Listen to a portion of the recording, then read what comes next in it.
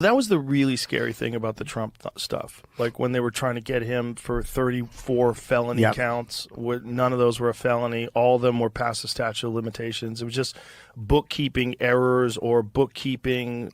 You know, they wrote down the wrong things and they tried to hide the fact that he was making hush money payments. But the reality of that legal system being used against you, lawfare being, you know, they target you. Like the real estate one, when they tried to say that he overvalued Mar-a-Lago and it was really only worth $18 million, and so they charged him like hundreds of millions of dollars, which is fucking insane. Because Mar-a-Lago is an enormous piece of property that is on the most expensive place in the country. Like that area, I think he's got, is it more than 20 acres there? I mean, it's a huge piece of property there. And the next door neighbor had a place that was like 5 acres and it sold for $50 million. Just the property. Yeah. So they fucked him. They fucked him. And it's obvious that they were fucking him.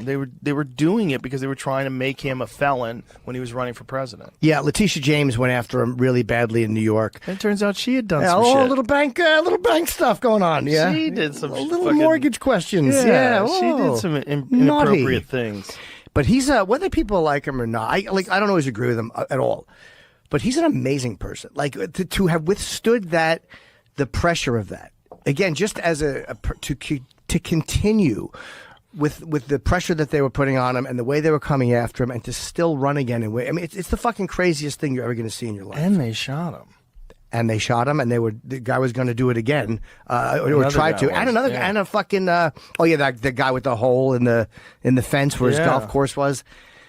Kooky. It's kooky, but it's like, and somebody pointed out to me, it's like, I mean, I'm surprised he doesn't expect this. It's like he went after them. Like he went after the CIA and the FBI, and it's like, they're going to make it their life's work. I know. To come after you now. It's also crazy when it gets real transparent like that, though.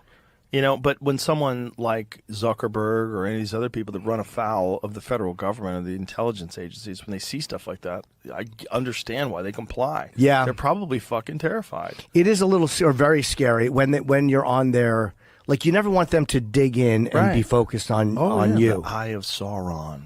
Yeah. We're coming for you, and because again, they don't pay legal fees. They can do it all day. They can do it through the next administration.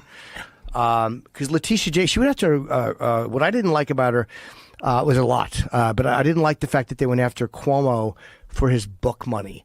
Like, they went after Andrew Cuomo for his book money. I think they wanted him to give back $5. Yeah. For what reason? I don't know what her reasoning was. I mean, obviously she just wanted to stick it to him and fuck him, but I think it was that it was seen as some form of a government payment, or I don't remember the technicality, but I remember being very annoyed that she was trying to go after, I think it was a $5 million advance. Lawfare is fucking terrifying. It's terrifying when they do that to people when everybody could see it. Yes. Like, that's the real problem with the Trump one.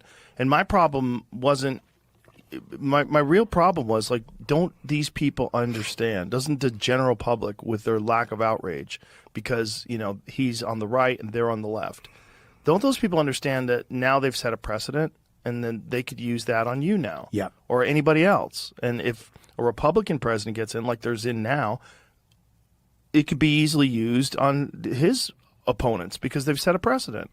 That's scary shit, man.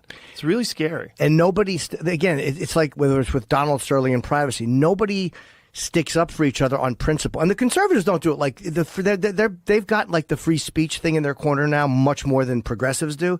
But it's like, I don't hear them sticking up for progressives who are annoying. It's like, you have to stick up for people you don't like. Yes. And that you think are shit. Yes. It's not just, you're not a big free speech warrior if you only fucking raise a flag for people who agree with you. And I find them falling into that trap, and it's like, don't fall into that fucking trap. Right. Stick up for progressives who suck and who are saying stupid things. Defend their right to say it without getting in trouble. Don't look at them getting fired as, well, good case your own medicine. Like, we get it. Yeah. But then that's how they justify you getting fired. 100%. So it drives me crazy that people don't defend other people's right to privacy or right to say what they want. And everyone in the country thinks they're a free speech absolutist, but they're not. They're not, yeah. Elon's as close as I've seen.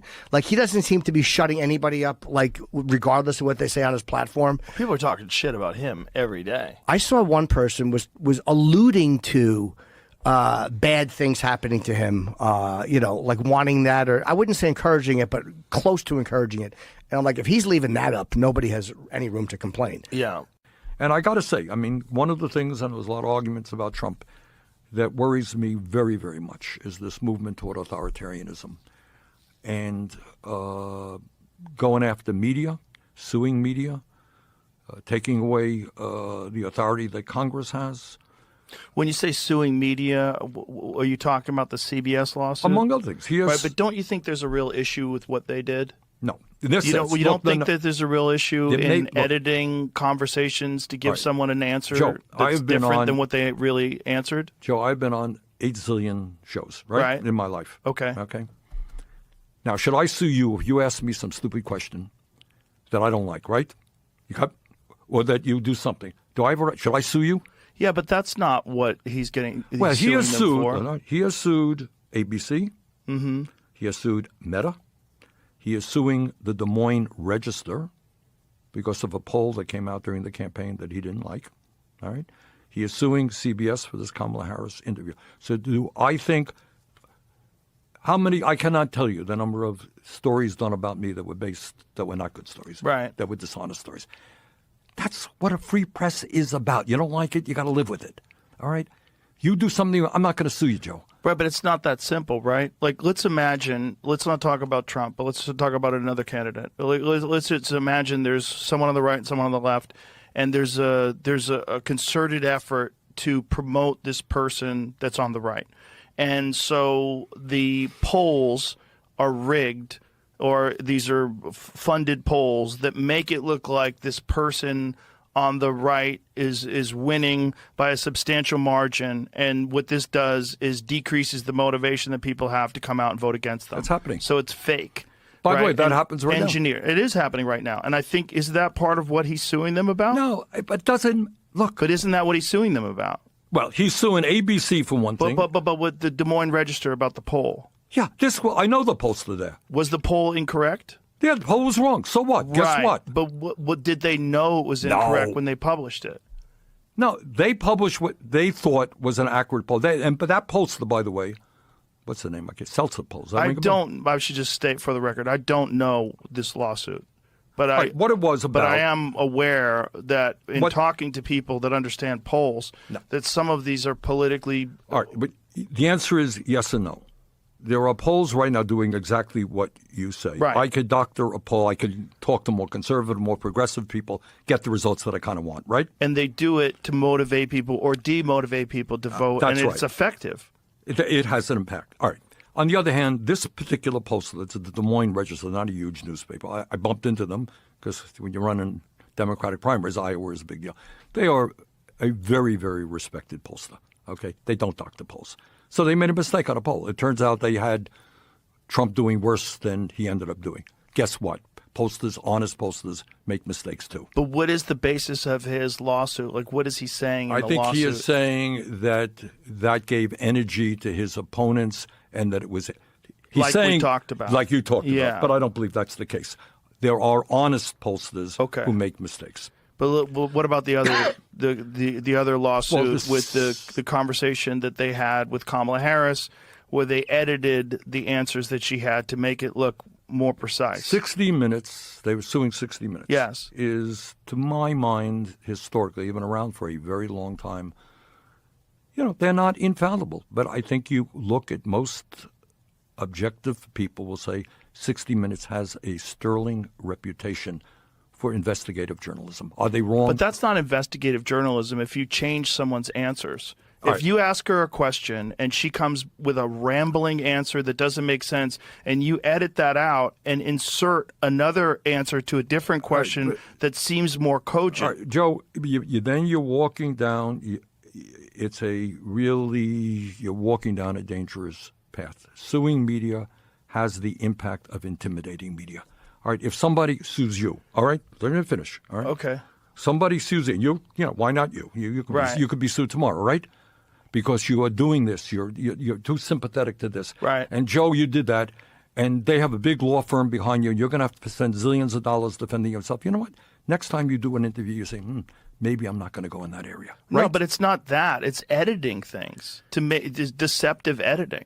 Joe, So in deceptive editing, I don't know, you give and people a different perception of who this I candidate understand is than reality. All right, but you that's gotta not explain- but that's not objective journalism. I know, but- that's campaigning for that All person. right, but Would you agree with that? I don't have those details. I don't know that I agree with your analysis of it. I don't know enough. I but, think that's universally accepted that well, that's what they did. Then you got to tell me why he is suing ABC. Why he's suing Meta. Let's just talk about the 60 Minutes No, one but first. no, but it's not just we could go to ABC, but I'm not aware of that Well, one either. George Stephanopoulos said something that he didn't like. But the point is, What did Stephanopoulos say? I can't remember. It was I honestly don't remember. But Well, I think what he was saying was factually incorrect about the results of one of Trump's trials. all right, guess what? If I were to sue everybody who said things that were factually incorrect about me, I'd be suing people zillions of times. But Joe, what you're saying is, look, does media get it wrong sometimes? Absolutely. Should you have the most powerful person in America suing media? What is the impact of that? The impact is clearly intimidation. He wants to defund public broadcasting, NPR. Why is that? Well, because they also would run critical stories of him. This is part, in my view, without getting into any one case, it's part of a pattern that says, hey, I got the power. Don't you criticize me. You criticize me, I'm going to sue you. So it's not whether this show was right or wrong. There are shows every day they get it wrong. It's whether you respect you and other media people to do the best that you can. And if I don't like what you're doing, I'll go someplace else. But I don't like presidents suing media, and then it's, threatening to impeach judges who rule against you. Really? Is that a concern? I think it's a concern. I agree that's a concern. Well, my concern is when you have media organizations that are purported to be objective, and then they say things that are defamatory and factually incorrect, and they should know that before they say it. What other course does a person have other than a lawsuit? And isn't it important that you shine the light on what is a political bias Then where from an organization that you would hope would be objective? I think the whole MAGA thing right now is very divided, particularly because one of the things that they voted for was no war. Well, now it seems like we're in a war, right? So and it's quick. We're 6 months in, and that's already popped off. And then people are very concerned with now what happens to our troops overseas that are in these bases, that are in vulnerable positions, and what happens with, there's supposedly documented terror cells that got in through the open border over the last 4 years. So what happens now in America? What happens on American soil? Sure. No, I agree with those. When a guy like Thomas Massie steps up and says something like that, he's going to have a lot more support as well. The answer is yes. And my only point is he has a right. Yes. Somebody else says, hey, I think the war is a great idea. Fine, that's your view. You got to go back. But what bothers me is that if anybody stands up, the next day we're going to primary. You're out of here, man. And that's the Republicans. Let me talk about the Democrats for a moment, okay? And I don't even know your views on this, so you may disagree with me. Israel was attacked by Hamas, and Hamas is a terrible terrorist organization. They killed 1,200 people, which in a small country like Israel is a lot of people. Terrible, terrible attack. It's a war crime. Israel had a right, in my view, to defend itself. But the Netanyahu government did not have a right to kill 52,000 people in Gaza, wound well over 100,000. And right now, as we speak, Joe, children are starving to death because of Israel's blockades. Yeah. Starving to death. And I brought forth two resolutions, which basically were very simple, and they said no more U.S. military aid to Israel under these conditions. One vote got 15 votes in the Senate, the other one got 16. Do you think that members of the Senate do not know what's going on in Gaza? The kids are starving to death. The innocent people are being shot down right and left. They know it. Why do you think I couldn't get more votes? They wouldn't vote against Israel. Right. It's political suicide. Now you're talking. Right. All right. So in the Republican side, you have moneyed interests saying you speak up against Trump, you're out of here. In the Democratic side, you speak up against the Netanyahu government, you're out of here as well. And they have been successful. You have super PACs like AIPAC spending a fortune. And they have already knocked off a number of members of Congress, good members of Congress, and they will do it again. So all I'm saying is you got a corrupt campaign finance system on both sides, which is rejecting the will of the American people and end up supporting powerful special interests. And if we do not get a handle on that issue, I worry very much about the future of American democracy. If you enjoyed today's episode on JRE Plus, don't forget to give it a thumbs up and share your thoughts in the comments below. Thank you.